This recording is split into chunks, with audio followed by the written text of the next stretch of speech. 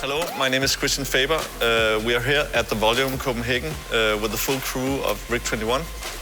We're doing virtual production and coming from the process, virtual scouting and pre-visualization. Today we are trying to do real virtual production where we have a real-life actor, the crane with the camera, and then we have the LED wall behind with the full rendered environment from Unity that works together with the foreground, which is live. Everything should stream in from different devices and then be collected in one place, which is the camera. So the final goal of this is to do a final frame, actually. So you would have the floor with the right setting on. You would have your actor to walk in this location, sort of built for the purpose. And then you would have the background functioning totally in parallax for the shots you're making. So it's all about moving lights and moving the screen around so we get the right angle for the storyboard we have made. The first scene we're doing is looking out over the water, the endless ocean. And the camera tracks backwards, going in a lower position, and then we see our heroine coming into view, sitting, looking into the sunset.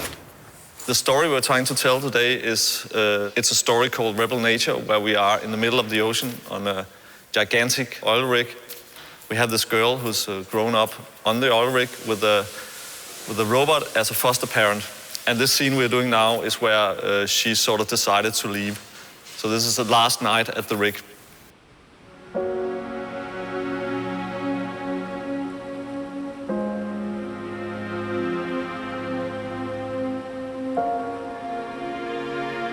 So this is getting the actor into sort of the real-life stage. And then we have the other actor, a robot, digitally produced in Unity, acting up against this real-life actor. And coordinating that can be quite a challenge. And this is basically a test. It hasn't really been done a lot of times in Denmark, I guess, where you're trying to integrate everything. So we are walking on new ground, and it's extremely exciting because it's really like first step on the moon. And you just know you have to take really small steps all the time, really learn new things all the time. For example, getting all the video signals into the right order. You need to connect a real-life camera with a 3D rendered picture and then an actor in like one perfect triangle. So we're inside, we're in one place, but having this LED wall just gives you so much view into this other world you're trying to produce. It's really fun being on stage. The LED wall together with a perfect build set and really preparing yourself, really doing all the pre-work. Going from post to pre is really the ultimate thing because you need to prepare for everything and you need to test everything until you go into this production, this virtual production, because everything just has to work on the technical side. But the cool thing is when it works on the technical side, then you really got time to play on stage. It's really nice to be able to move the set around while you're filming. You can move the big metal plates and everything in the background just like that. That's good. You got full control on stage. You can maybe travel for reference and take your scannings of a location. You can bring it into the screen. You can prepare for anything that you need on screen, and that really means that the pre-process, it becomes the playroom almost. When you saw the VR scouting, you will be running around on this oil rig and setting up your camera, which is an amazing experience on its own because you're walking 40 meters above water. You're almost becoming live cameraman on location, and you get sort of this, and when the actor comes into the stage, looking at this wall, looking at the characters that are computer generated, you immediately connect with this character. And of course, the next step is to put a mocap suit in here. So this skyscraper would be mocapped and acts directly up against the actor. And then, of course, building the stage, so you have all the props there, and the actor can relate directly to those props. That's also next stage, but it's doable. Everything is there, so it's just to connect the dots and the chords. It's basically a creative person's dream come true, this, because you get full control. This tool, this whole studio, when you go in there, the creativity can just run free, also without a lot of cost, because you can test things out. And when you then decide, okay, this is what we need, then you could go in and fine-tune stuff like backgrounds and locations and textures and so on. You can play out in a pretty rough way. So I think better stories with less trouble and much more sustainable than ever before. Because travel is limited maybe to scouting and scanning locations, bringing them back home, and then everything is prepared. And then when you go on stage, you have all your tools around you and the stuff you have been collecting, and then you can just bring it in.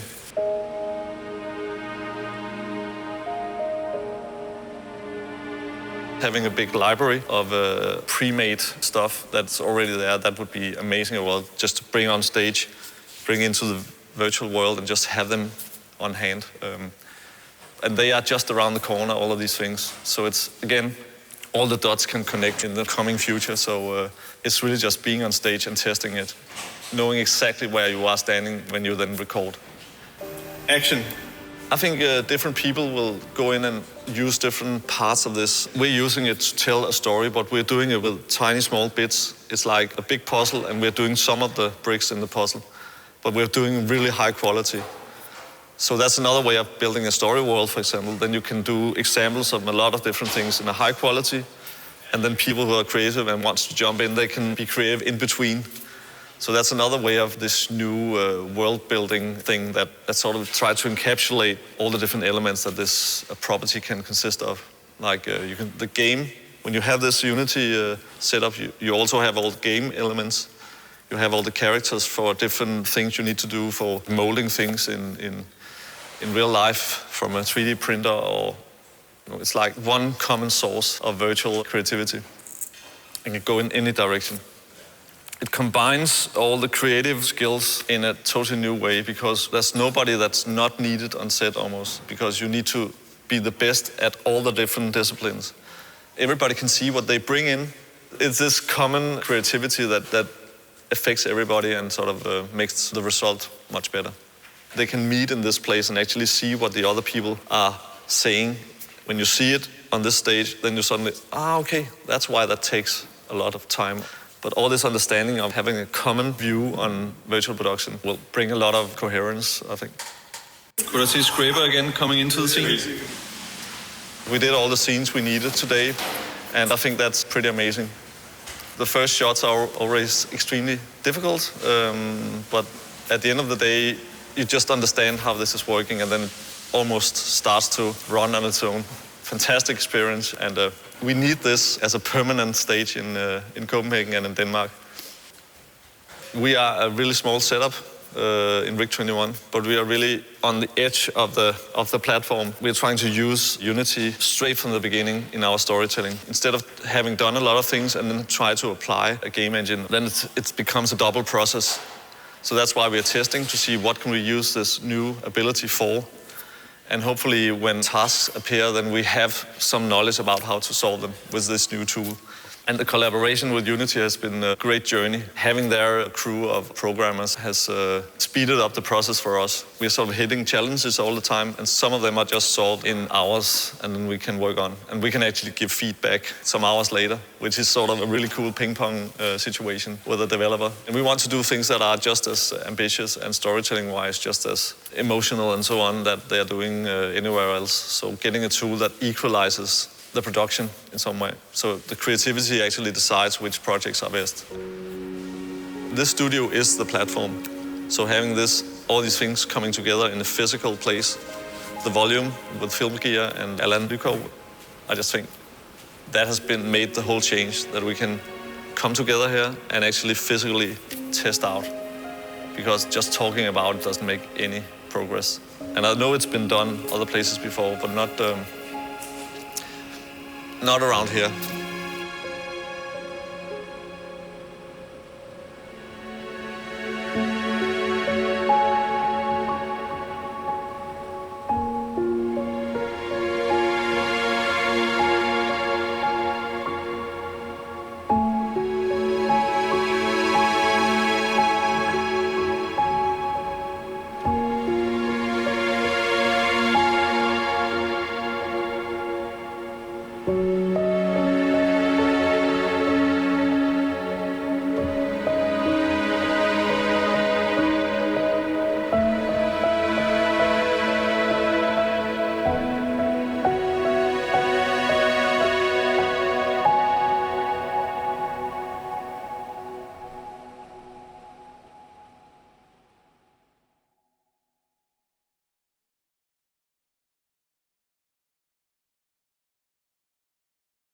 That was a great piece. I love the smile at the end from Rebel Nature. It was great to hear Christian talk about what they're doing, and particularly what Rig 21 has been able to do there, which is really exciting.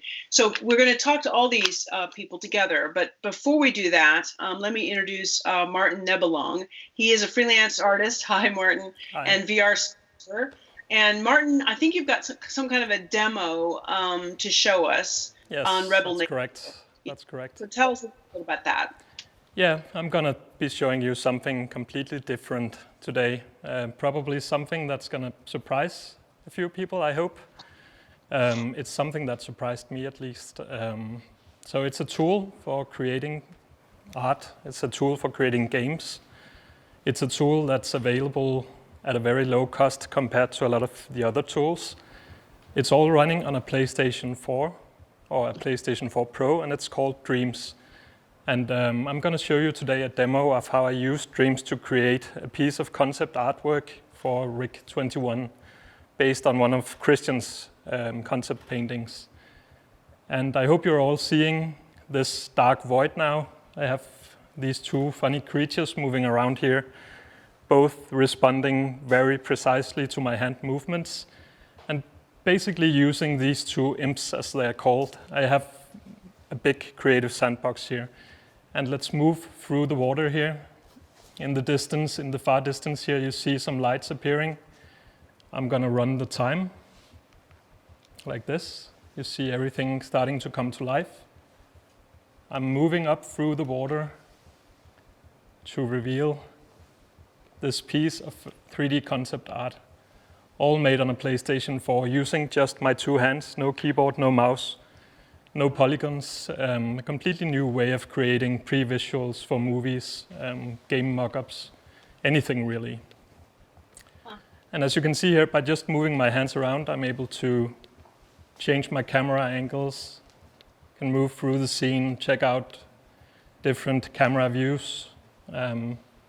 And all of this, all of what you're seeing here, all the animation, all the elements, the giant oil rig here, all of that was made on the PlayStation 4 without any other tools, using tools that you have available here. In here you have sculpt tools, you have paint tools, so you can jump in here. You're then able to start painting by just moving your hand through the air while I'm using the buttons on the controllers, of course. I'm using PlayStation Move controllers for this. You can use the normal PlayStation controller as well. I'm gonna try and run the small animation that I made here for you guys so you can see it. I'm gonna rewind the time. So you're also able to keyframe camera movements. You can action record by just moving your hand. You can control the camera. And as you can see here, this gives a very good example of the mood that we are trying to convey with Rig 21 and this very iconic scene from the storyline. So we're moving through the scene here, and I was able to, again, record all of this by just placing points in the air, moving between them with my camera. And I'm going to show you an example of how I can also sculpt in the scene here.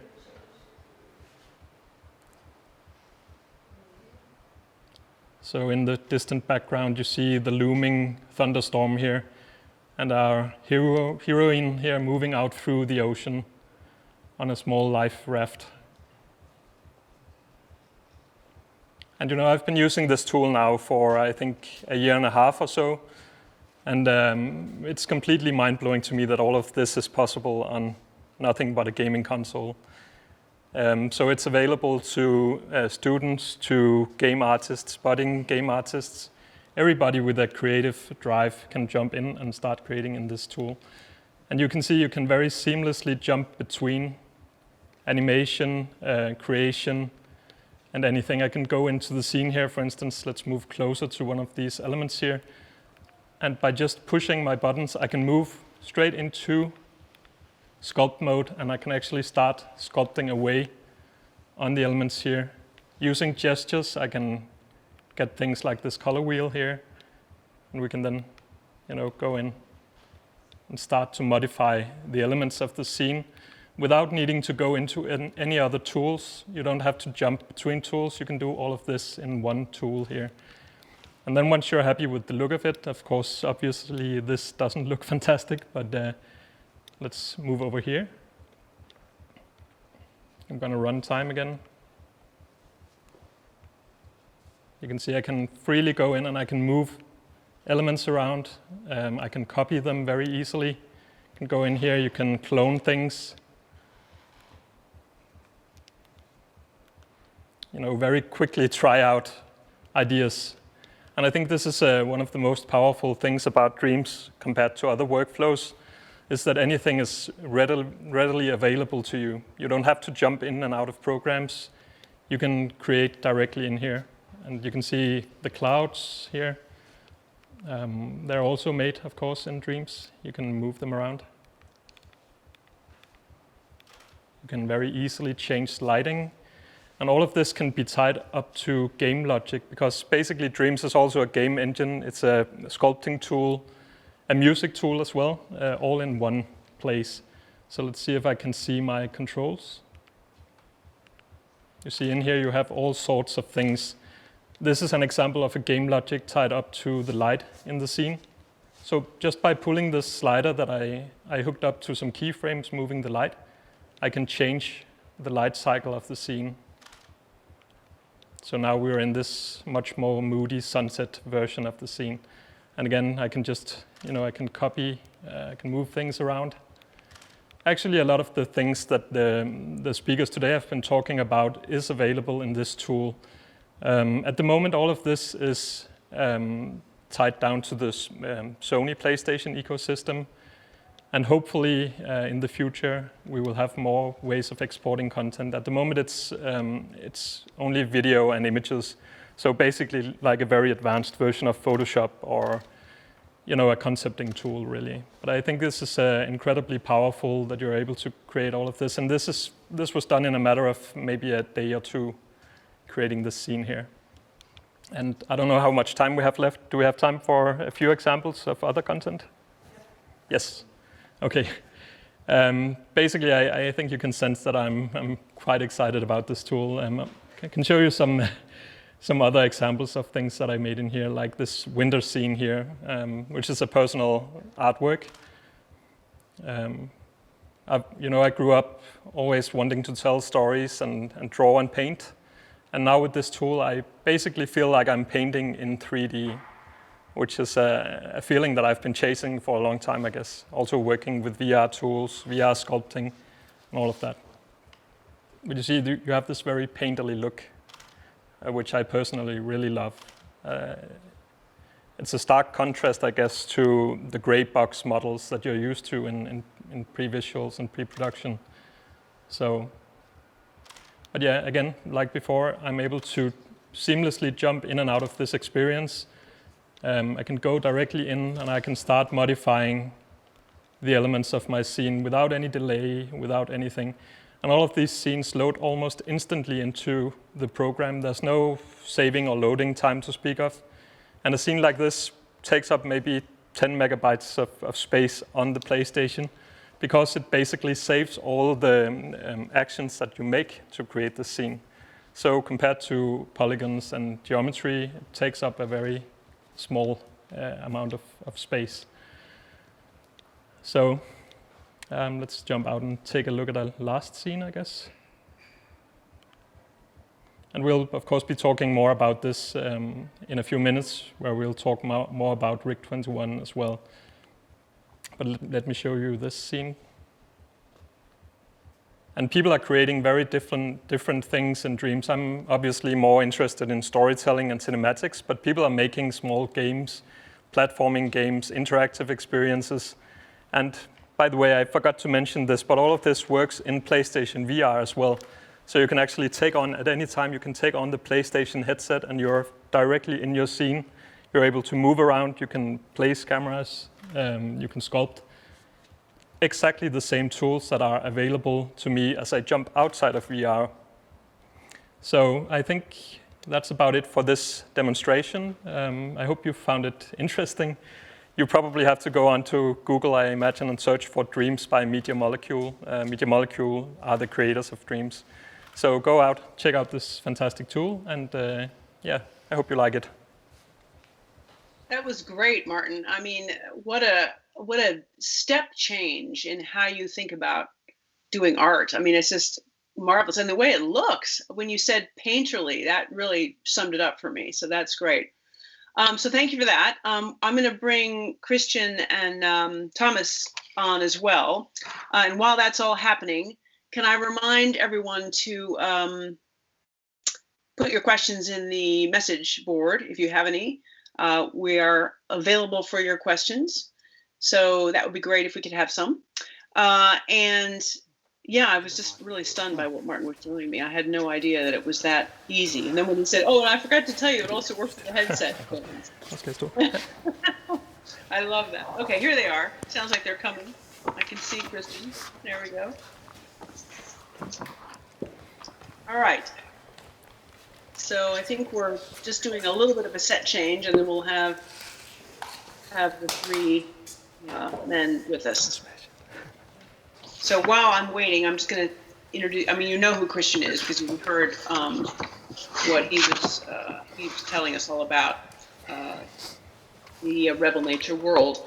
But we're also going to be joined by Thomas Lindholm. He's the producer, and Thomas is when I talked to him earlier, he's a very interesting guy because of course he's thinking about this in slightly a different way, coming from the production side. So I think it'll be an interesting conversation when we get them all together. So are we all? Yes? Yes. Okay, great. So hi, Christian. Nice to see you again. Hi. Nice to see you. Thomas is over there on the side. You got Martin in the middle of the hat, so that's how you can tell who's who. Yeah, I have Corona hair underneath the set. I'm not taking it off. I love it. So maybe I don't know. I guess we should start perhaps with either Christian or Thomas. Christian, why don't you start? We saw this big film, but can you elaborate on how virtual production is really changing the whole traditional production process? I mean, it just seems like a huge shift. And I'm asking this question to Christian, not Martin, even though you've just zeroed in on Martin. So, Christian's the one on the left, guys, camera. There you go, that's Christian. If you think about world building, I've been doing world building for quite some while now, and you're trying to create a vision of a world, not a specific story.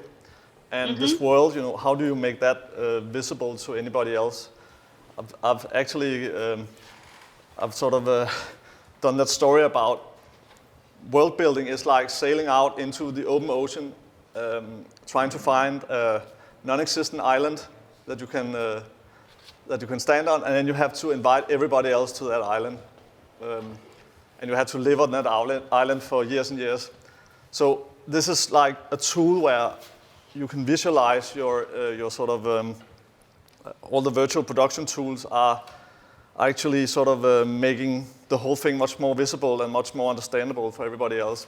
Because maybe you have the vision in your right side of the brain, but getting it out into the real world has been really difficult and taking a lot of time and a lot of sketching and a lot of talking and meetings. And now, like Martin showed, I actually see what Martin does. It is the right side of the brain. That is the playroom, because it's coming directly from your creative source into a visual representation where people are just saying, whoa. And I think that tool, I have also been looking for that tool, and I've been looking for it with a pencil for a lot of time. What I'm saying is that doing story worlds, which we are moving into because it has to encapsulate everything to be believable, and that you want to join, you need all the details, but also need the big vision. And you need to go in there and explore. And I think maybe one thing that Martin didn't say was that when you start creating, then gaming becomes like eating something that has been eaten already. Because if you're inventing your own thing as you go, then you are on an adventure with no limits. And I'm just saying, I've always seen a lot of the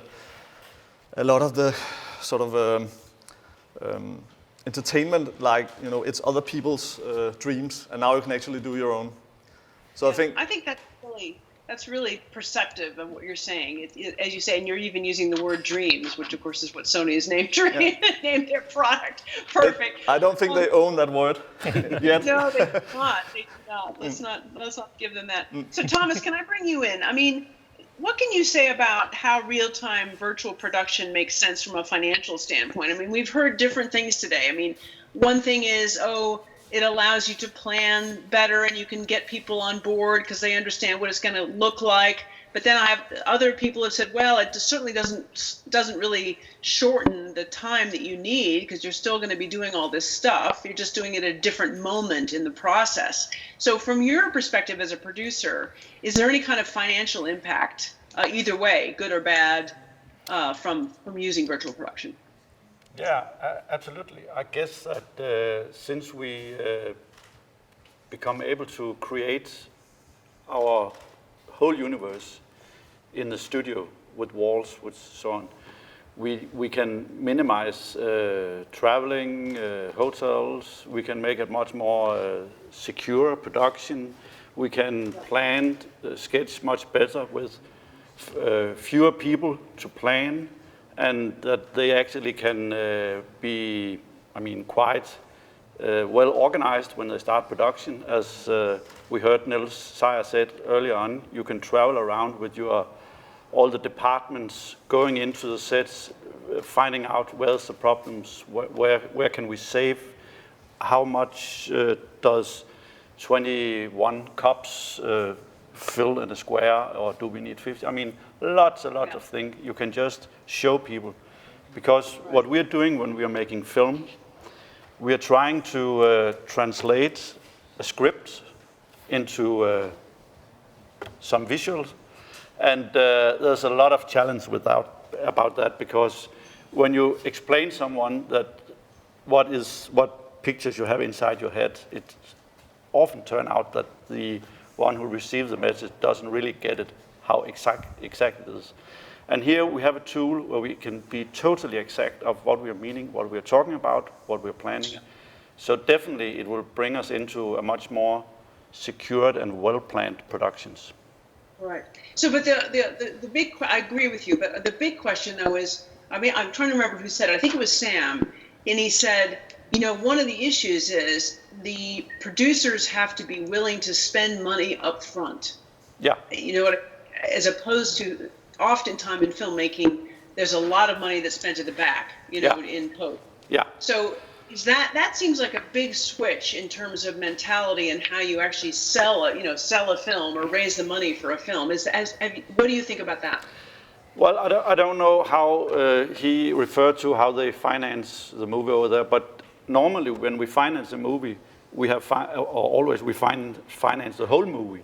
So we actually have planned to do it, and it shouldn't, in an indie Danish production way, it doesn't matter if you put all the expenses up front and do all the post in pre and create everything, because you should have done it anyhow for the budget finance 100%. So, I can believe that it will be very helpful that all the investors and all the creative people involved can see some small showcases very early in the phase, and you can actually explain what you're doing, and it will be much more understandable what kind of film we are trying to make, because we can show bits and pieces very early. Mm-hmm. Okay, so that's good. That's a good answer. So maybe this is for Martin. It might be for Christian as well. But we've talked a lot today about what roles are needed or how people need to change their skill set. And Martin, you were a live demonstration of this. You'd only been working, I guess, with the Dreams tech for about a year and a half. Yeah. But how much fear is there about losing jobs? The art department is going to have to change, right? Visual effects artists are going to have to change. Is there just a lot of fear about that, or do you think it's something that is not going to be a huge issue, that people can basically understand this tech fairly quickly? Yeah, that's a good question. I guess when new technology comes out, like Dreams or virtual productions, there's always some fear of, for specialists to lose their work, I guess. But to me, one of the most important things about tools like Dreams and virtual production is that it kind of brings the creative process closer to the instructor or closer to the art director. Because, the fewer people you need to arrive at something that might be like 80% of the final look of a film, I would say you could save yourself a lot of grief, I guess, during the actual production of a piece. Because at the moment, Dreams is, as I said earlier, it's only video and images that you're able to export. So it's mostly a concepting or pre-visual tool at the moment. But who knows what the future will bring. You have to think that Dreams is running on hardware that is, I think the original PlayStation is like 10 years old now. And all of this works on a PlayStation 4 as well. And the one that I'm using is 6 years old, right? And right around the corner we have PlayStation 5 coming out. And I think the future is very exciting for this tool. But returning to a question, of course, there's always going to be some fear of losing jobs and everything. But I don't think you shouldn't stay in a way of making movies out of fear of people having to like educate themselves and learn new tools and all of that. So, yeah. Go ahead, Christian, if you want to. I just think the key word here is, doesn't it look more fun what Martin is doing than sitting at night in your basement, and not having a good work-life balance and all those things? I would say I'm not sure I have a good work-life balance at the moment. Maybe not learning it, but when you master it, then it's like it's on stage with the director and the creative people who really, so they see their vision come alive on the screen, and there's nothing like that. That's why we do this. It was funny though. I don't know if you heard Sam Nicholson speak. He's been working on, and what he said is sort of an answer to this question. He said, there's some people who do, special effects, VFX, because they want to be in a dark room away from others. That's right. Yeah, they still can be with Dreams, I would say. They can be anywhere. They could still be in a basement with Dreams, I guess. Yeah. So they suddenly have to be on set in the middle of the chaos that is, can be filmmaking. He says some people don't like that. That's right. But they can actually stand remote and show what's being built. There you go. So it's there'd be a solution. So I have a couple of questions from the audience. So let me ask you those. Let's see. One is from Maria, and she says, "Can you make your own character designs in Dreams as well?" Yes. Yeah, I guess that's from Martin. Yep. Yeah, you can. The Dreams have a lot of tools to help you do stuff like this. So they have a puppet template that you can go in. You just bring out this blue guy into your scene, and then you can start sculpting and modifying and change that around. You can also make something completely from scratch using hinges and joints and everything. So you can build whatever you want, basically, in Dreams. There's no mesh deformation like you have in polygon graphics, where if you need an arm to bend, for instance, you have to build the lower part of the arm as one object and the upper part. So it's a bit like a traditional puppet, really. So that's one of the limitations of the technology. No polygons, no mesh bending, I guess. But again, for pre-visual purposes, you don't really need that anyways. That's right. But you can create your own characters, yes. I've done so as well. I have another question from, I think it's Yetta. She says, "It seems like the acting or the actor is very static in the sample we just saw. Is this due to the limited studio space, or how do you make room enough for the actor to move freely?" This is basically because we wanted to do a full scene in one day on a screen. This is a big screen, but of course, the bigger screen, the more action you can get. There are pretty advanced versions of this. I've heard from Alan Luko from Avatar, where they have screens that are moving on camera or on big robotic arms that they can control where the screen is at a certain time. All kinds of, but it's expensive, and of course, getting a bigger screen and also learning more about this screen is perfect for learning. But we chose a scene that was pretty easy to get something in the case instead of just doing the test. We wanted to have a final piece of film at the end. It's not graded. It's not. There's no post on it. So I think also doing all this magic where you sort of align everything in the right way. We hadn't had time to do that. We shot this on Thursday last week. So. Oh my goodness! Really, this was just Thursday. Okay, so in other words, the actor will be given. There'll be more space. In other words, there'll be a more. Definitely, and it would be a combination of maybe a mocapped version of the actor doing the large scenes where she's jumping off and so on, and you would have her head sort of maybe scanned and put on, and then she would actually, by facial recognition, her face expressions could be on that avatar that's running around. But when you need the close-ups, we really want this film to be. There has to be one human at least in this film to get the right expressions. And all will appear in the universe, but this is sort of the key turning scene in the whole story. But there will be much more, of course. This is on planet Earth, so we will have to unveil the whole globe, what's happening around in 25 years. Wow. A lot more work to be done. So here's another. Yeah. Here's another question from this floor. This is from Thor. Do you have a knowledge-sharing part of your project, or do you know of any other obvious places to ask questions and share insights from Danish real-time virtual production? I think actually Alan has created sort of I think it's a Facebook page where everybody sort of can join in that has anything to add at different levels. Great.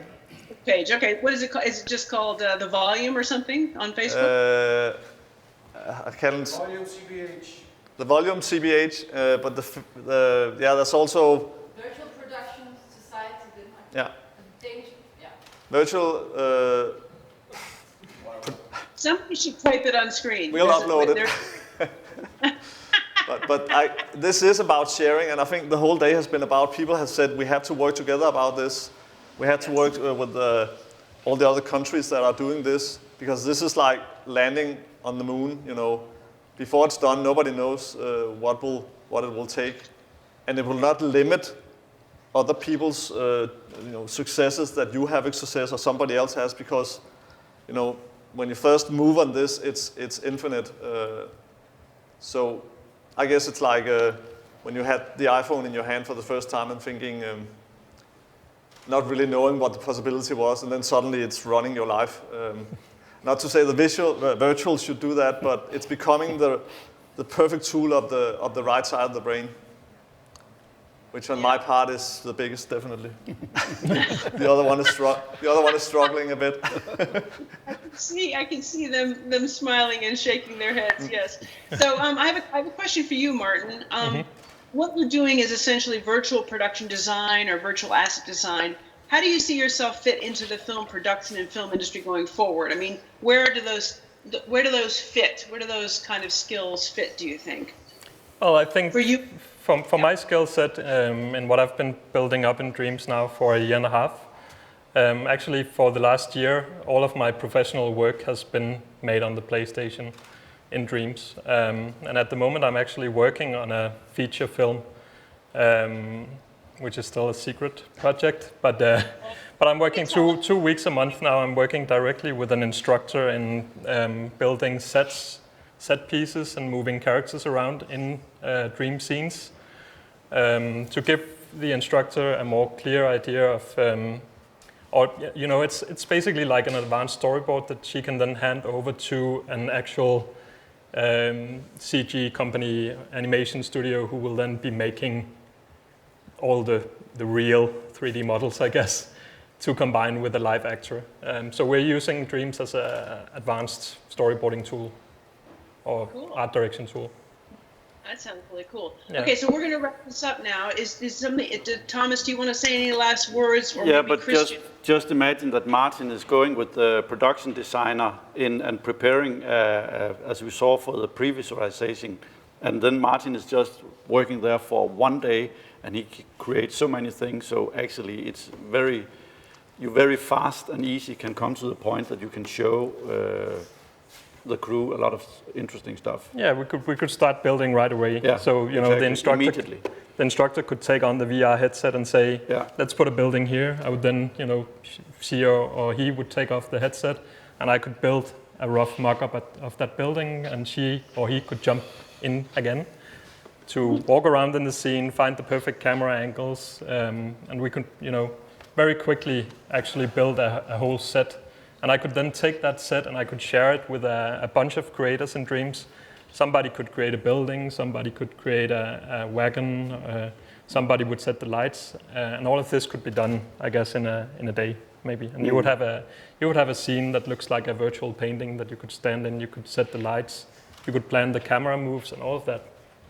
And it's in these times where everybody is working from home, I think it's extremely powerful that all you need is a PlayStation, really, and you could then be a part of this process, I guess. Christian, yes. Yeah, I just want to say that all these things we are been talking about today, I think, is going to help in the future challenges we are meeting, and that's why I must mention the global goals, because we're all about doing entertainment and everything, and while the world is sort of going pretty mad, and I think all that today has been about is actually creating a storytelling tool for the future, but also, a place where we can tell stories about the crazy situation we're in, and how to see scenarios around it, and how to do it in a democratic way. So that's a Danish value coming in there and saying, we need to democratize this because it's people need an outlet for all this strange thing they're experiencing. They need to be able to see positive and also negative possibilities in the future, I think. So having these tools for everybody I think it's going to be a big change agent for both the real world and also the way you do entertainment, because we need one last point. And Martin told me that since he started doing this Dreams, he's actually stopped playing video games or computer games. Yeah, that's true. Even The Last of Us 2, which is an amazing game, but I'm sorry to say, but I haven't finished it yet because I'm having too much fun in creating in Dreams, making my own worlds and games.